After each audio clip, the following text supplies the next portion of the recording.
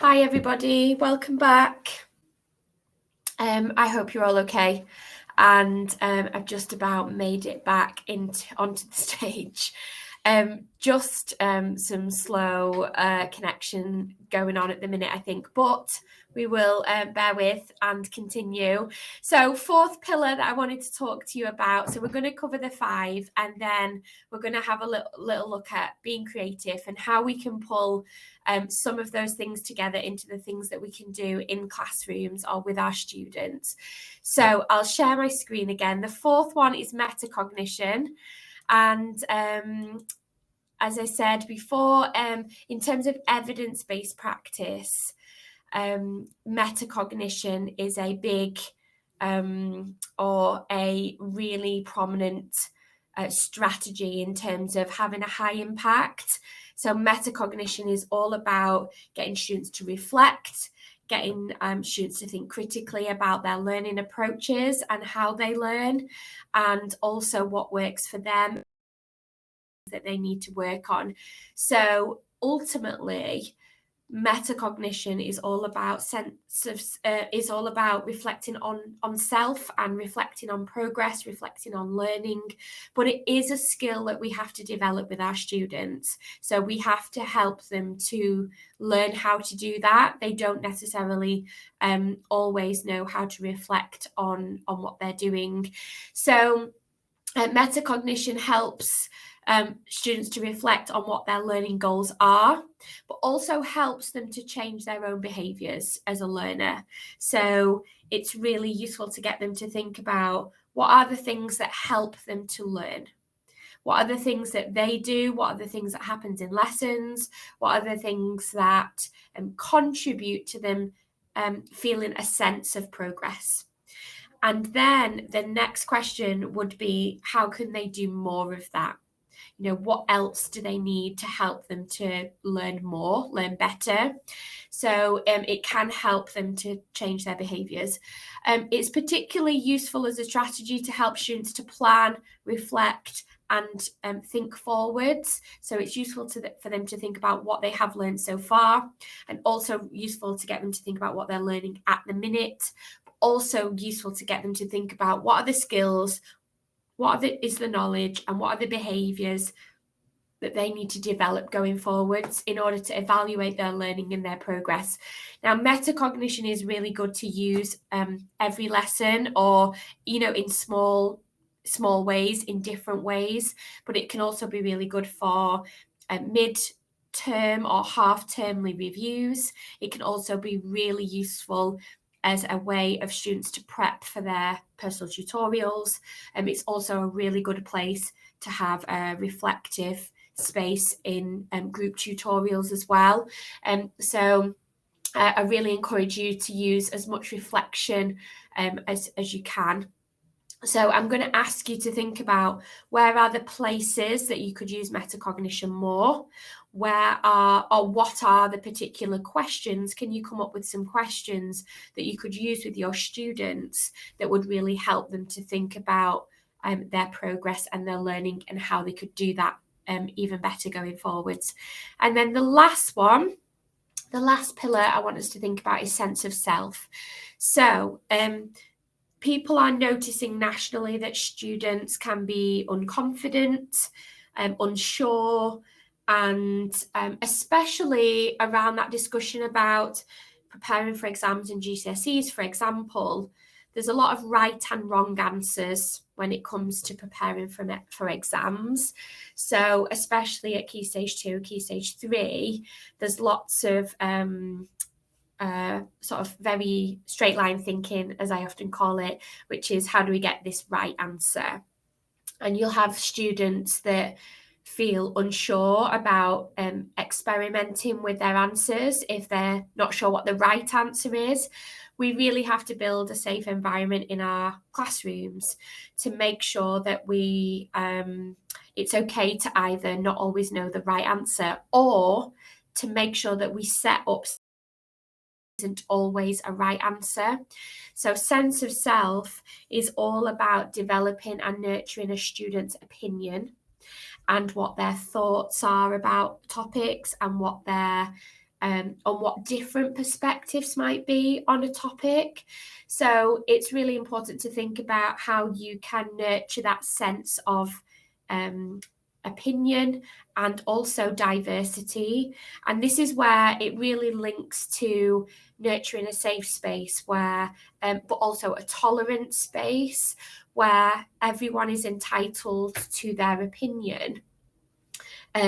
But also being able to structure that discussion and that debate potentially sometimes in a way that's not going to, cause sort of big unsettled debate, if you like. It has to be that we help students to think critically and constructively and be appreciative of other people's points of view.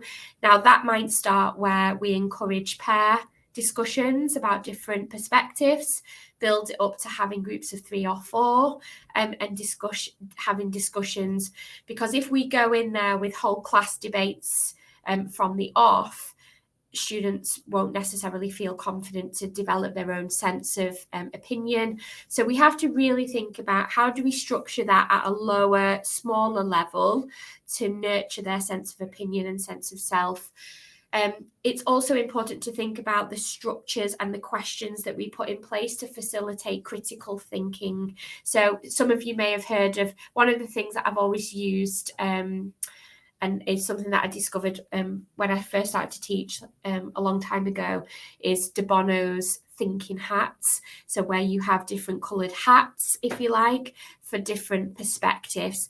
And that means that we can encourage students to think in different ways and put a different hat on and to think about a topic in a different way, so that we're practicing that diversity of perspectives critically, and we're moving them away from one opinion and one right answer. So having that critical thinking approach, using coaching strategies, using coaching frameworks, using questions in a really critical way to get them thinking about different perspectives. It's really good to use this approach with topics that are sort of wider than or have links to industry. So as the last bullet point on that slide is about seeing and hearing from industry experts about different complex ways and nuanced topics. So things that are happening in industry that are not just straightforward, things that are challenges, things that are complex, or things that are dilemmas that the industry are facing, and we can try to get employers on board with that to present different perspectives or different takes on things that are going on in industry, and that will help students to see there's not always one way of doing something and not always one way of making something happen, especially when it comes to business or industry. So it's useful to think about how we structure those opportunities, how we include that as part of teaching and learning strategies, and how we can encourage students to think critically. I've just put a little prompt at the bottom of that slide, which is about the Education Endowment Foundation and the strategy, or the reading there about feedback. So feedback is also a really powerful evidence-based strategy that helps to improve learning, helps to improve motivation and engagement in learning. So making sure that we give feedback on the range of perspectives that students include in their written work, for example, or giving feedback on the way that they are thinking about a topic in different ways. Have they included different perspectives? Have they included different types of resources, getting them to think wider and build their sense of self? But also, even if your assignments and your qualifications don't require it, try to find the opportunities where you can build a sense of opinion around a topic or a subject, not so that students are going against each other necessarily and pitching, different arguments, but just getting them to explore things in different ways and think about things critically. So what I do want to do is just very quickly get you to think about how can you apply some of these things. So we've got, if I go back a little bit very quickly, We've got relationships. How can you encourage relationship building in the classroom? How could you encourage community building in the classroom? How can you make sure that your curriculum is transparent? How could you get students involved in the design and the delivery of the curriculum on a termly basis? How can you include bigger skill development?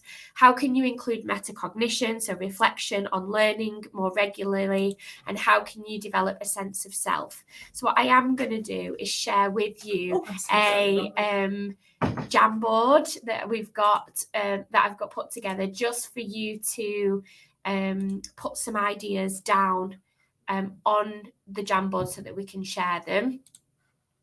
And I'll put that in the chat. Just make sure you can access it. I think I've set it as everybody can edit. So hopefully I'll be able to see you pop up on my screen.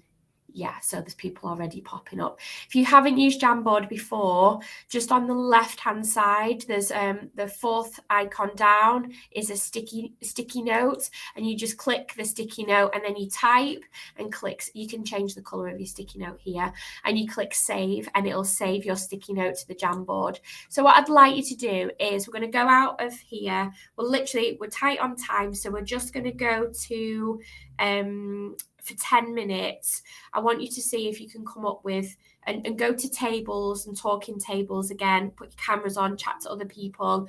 Just very quickly, can we come up with at least one or two ways in which we could embed some of those things into your lessons a little bit more frequently, and we'll stick them on the Jamboard. So let's come back. Actually, let's go 8 minutes. A really quick rapid fire sort of discussion about what we could add into our lessons, and a quick discussion on your tables. So we'll come back actually at just after 22, and we'll see what's on the board.